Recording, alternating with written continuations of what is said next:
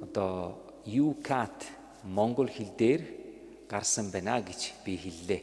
Одоо дахиад товчхоноор хэлээд тэгээд миса яг албан ёсоор дууссаны дараа манай зод жаргал Сесилия та бүхэнд бас илүү дэлгэрэнгүйгээр тайлбарж өгнө. Тийм учраас цахимаар холбогдсон хүмүүс хандаж бас та нар түр хүлээгээрээ бас төвчээртэйгээр одоо хിവэрээ холбоотой байгаарай. Нөгөө номыг аваад энэ ном маань нэлээд түүхтэй ном, сайн ном баярлаа.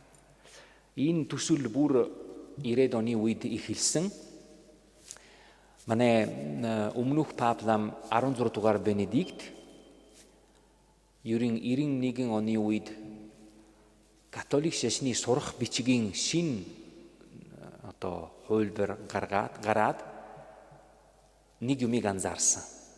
За католик шашны катехизм буюу сурах бичиг мундаг ном шүү. Тэрэн дотроо бидний итгэл бишрэлийн бүх одоо контент агуулгууд байдаг шүү.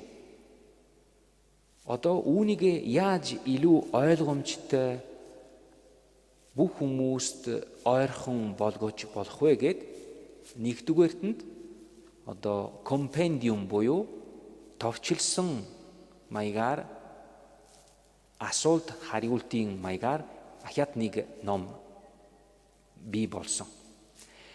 Харин энэ хангалттай биш байлаа гинэ. Яагаад гэвэл зарим залуучууд пап 16 дугаар Бенедиктэд хандаж гэгэн эцгээ бидэнд бас залуучуудад ийм сайхан үннийг дамжуулахад арай бас залуучуудын ярианы хэлбэрээр илүү бас фото зурагтай илүү амьдралтай холбоотой жишээнүүд хэрэгтэй шүү. Тэгвэл нэг комисс бий болгоод одоо манай католик шашны сурах бичгийн агуулгыг залуучуудын ярианд оруулж жинхэнэ одоо католик шашны сурах бичигтэй холбоотой тийм шин номыг анх гаргасан. Тэгэхээр энэ ном нэг ёсондоо манай католик шашны сурах бичгийн албан ёсны одоо ном. Нэг хүн за католикчууд одоо жишээлхэд гэр бүлийн амьдралын талаар юу гэж үздэг вэ гэдэл яг манай католик шашны сурах бичгийн номон дотроос нь авч болно. Эсвэл залуучуудын төлөө залуучуудад зориулсан тэр үг хэллэгээр эндээс авч болно шүү. Тэгэхээр энэ номыг хийхэд маш ажил хөдөлмөр гарсан. Одоо манай талигагч Хамблам бүр 4-5 жилийн өмнө энэ төслийг эхлүүлсэн. Манай Фадер Эрнесто Вискарди бас нэлээд чухал хувь нэмрээ оруулсан. Яг гэвэл энэ төслийг хэрэгжүүлэхэд нэг удирдагч хүн хэрэгтэй байсан. Тэгээд Фадер Эрнесто энэ хариуцлагыг аваад маш сайн ажилласан. Тэгэхээр та нар дараа нь үзэж болно. Энэ дотроо өөр өнгөтэй янз бүрийн фото зурагтай яг Монголын нөхцөлтэй таарсан ийм бас контентууд хийсэн байгаа шүү. Тэгэхээр би бас сайн санаж байгаа, та нар бас сайн санаж байгаа байх. Талигагч Бишоп Падилья Хамблам яг амьсгал хураахаас өмнөх өдөр UCAT-ийн энэ номын анхны одоо бас орчуулагийг үзээд маш их баярлсан.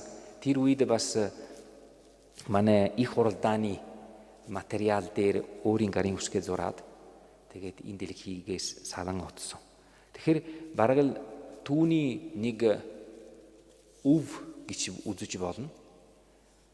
Тэгэхээр бид нар залуукат ном монгол хэлний орчуулагдан итгэгч ахын дүүс нарын гард очих хүртэл олон хүний хүч хөдөлмөр сэтгэл зүрх шингэсэн юм гэж хэлмээр байна. Тэдгээр хүмүүстэй чин сэтгэлээсээ талархсан сэтгэлээ илэрхийлэх нь зүйтэй.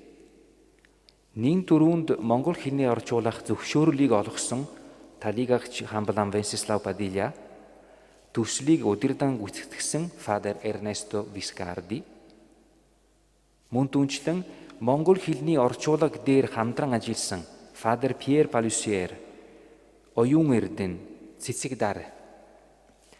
Эхийн хянан найруулсан байгалмаа инх цэцэг, гэрэл цэцэг, бадам ханд даваад орж.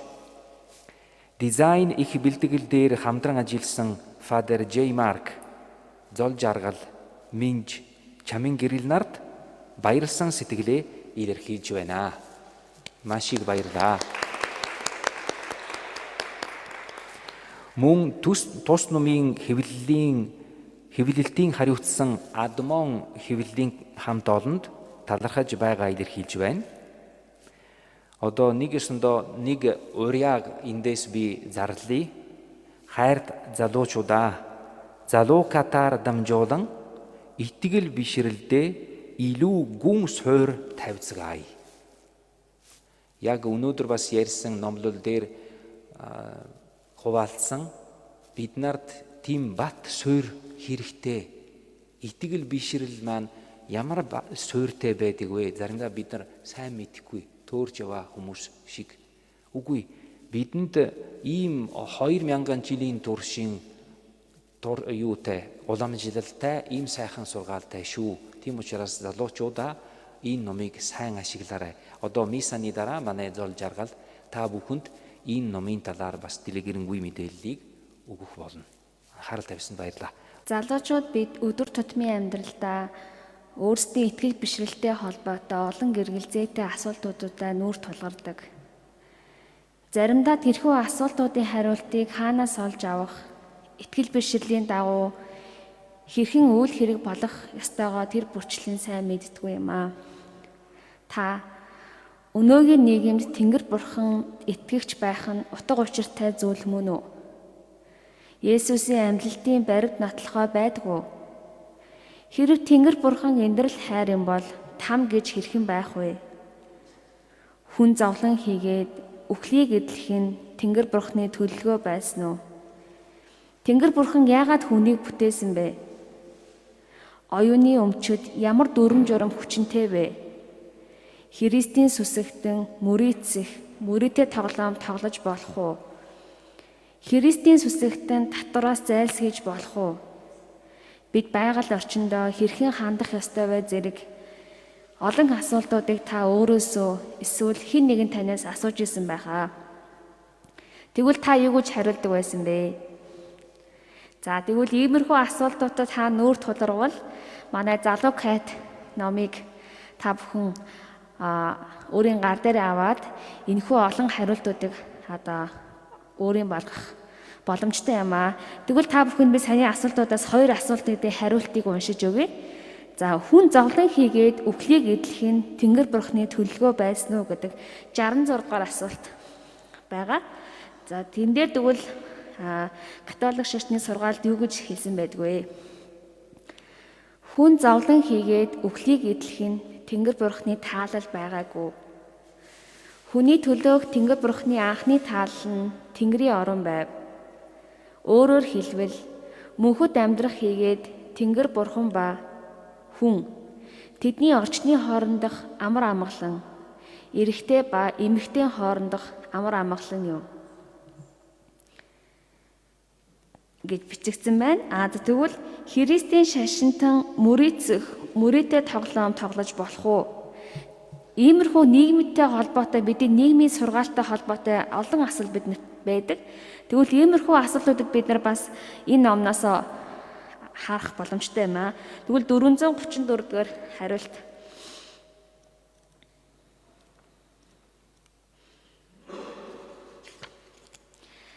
За Христийн сүсэгтэн мөрөөцөх мөрөдөө тоглоом тоглож болох уу? Мөрөдөө тоглогч нь амин зуулгаа дэнчин тавих үед мөрөдөө тоглох нь ёс сортгоонгүй бөгөөд аюултай юм. Бусдын амин зуулга ялангуяа халамж анхааралд даатгагдсан хүмүүсийнхээ амин зуулгыг дэнчин тавьбал илүү ноцтой зөрчил гарна. Зарим хүмүүс амжиргааны үндсэн хэрэгцээгээ дутагдж байхад бусад хүмүүс их хөрөнгөөр мөрөөцөх нь ёс суртахууны хувьд зохисгүй хэрэг юм аа. Үүнчлэн мөрөөдөө тоглох нь хүмүүсийг донтуулж боолчилж болдгоо. За тэгэхээр залуучуудаа энэ мэтчлэн олон эргэлзээтэй асуултууд асуултуудыг залуукад номноос олж авахаас гадна амьдралын үнцийн бидний оногдсон хувь заяаны тухай ярьж хүн нэг бүрийг үнцгийгээр татдаг учраас унших бүрд сэтгэл хөдлөн байх болно.